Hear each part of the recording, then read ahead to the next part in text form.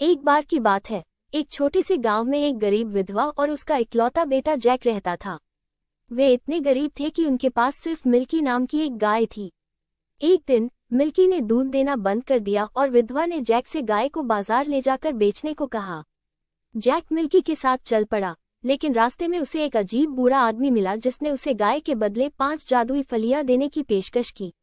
Jack ने बूढ़े आदमी की बातों पर विश्वास करके फलियां ले ली और घर लौट आया। जब जैक घर पहुंचा तो उसकी मां इस बात से नाराज हो गई कि उसने उनकी इकलौती गाय को बेकार की फलियों के बदले बेच दिया। गुस्से में उसने फलियां खिड़की से बाहर फेंक दी। उस रात जब वे सो रहे थे, फलियां एक विशाल फलियों के डंठल में बदल गई जो बादलों तक ऊंची फैली हुई थी। अगली सुबह जैक ने विशालकाय फलियों के डंठल को देखा। बिना किसी हिचकिचाहट के वो चढ़ना शुरू कर दिया। वो चढ़ता गया और चढ़ता गया जब तक कि वो शीर्ष पर नहीं पहुंच गया, जहां उसे बादलों में एक जादुई भूमि मिली। दूरी पर उसने एक भव्य महल देखा। उत्सुकता से जैक महल के पास गया और दरवाजा खटखटाया। एक विशालकाय महिला ने दरवाजा खोला और ये देखकर कि जैक सिर्फ एक छोटा लड़का था, उसे उस पर दया आ गई और उसने उसे कुछ खाने को दिया।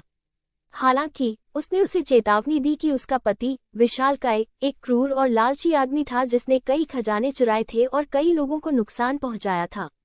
उसने जैक से कहा कि उसके पति में कोई दया नहीं है और अगर वो उसे पा गया तो वो उसे खा जाएगा। अचानक जब विशालकाय घर लौटा तो जमीन हिल गई। विशालकाय महिला ने जैक को एक अलमारी के अंदर छिपा दिया।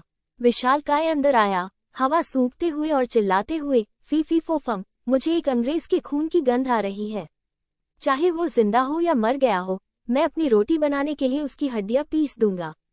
उसकी पत्नी ने उसे शांत करते हुए कहा कि वो कल्पना कर रहा है। विशाल बैठ गया और एक मुर्गी और एक वीणा लेकर आया। मुर्गी ने सुनहरे अंडे दिए और वीणा ने अपने आप ही सुंदर संगीत बजाया। जैक को एहसास हुआ कि ये खजाने विशाल ने दूसरे मासूम लोगों से चुराए होंगे। थोड़ी देर बाद विशाल सो गया। जब विशाल गहरी नींद में था तो विशाल की पत्नी जैक को अलमारी से बाहर ले आई। वो जैक की दयालुता और विनम्रता से प्रभावित हुई और उसने उसकी मदद करने का फैसला किया। उसने समझाया कि सोने के अंडे देने वाली मुर्गी उसे और उसकी मां को बेहतर जीवन जीने में मदद कर सकती है। उसने जैक को ये भी बताया कि वीणा जादुई थी और विशाल द्वारा चुराए जाने से पहले एक अच्छे राजा की थी। उसने जैक को मुर्गी और वीणा उपहार में दी और उसे कहा कि वो उन्हें लेकर जल्दी से चले जाए, इससे पहले कि विशाल जाग जाए। जैक ने उसका धन्यवाद किया और मुर्गी और वीणा को अपनी बाहों में लेकर बीनस्टॉक से नीचे की ओर तेजी से चला गया। जैसे ही जैक बीनस्टॉक से नीचे उतरा, वीणा के संगीत ने गलती से विशाल को जगा दिया। क्रोधित होकर विशाल ने जैक का पीछा बीनस्टॉक से नीचे किया। जैक जितनी जल्दी हो सके नीचे उतरा, जबकि विशाल उसके पीछे पीछे था। जैसे ही जैक जमीन पर पहुंचा, उसने अपनी मां को कुल्हाड़ी लाने के लिए बुलाया। जैक ने एक जोरदार झटके से बीन के डंठल को काट दिया, जिससे वो नीचे गिर गया। विशालकाय, जो आधे रास्ते में था, गिर गया और फिर कभी नहीं देखा गया।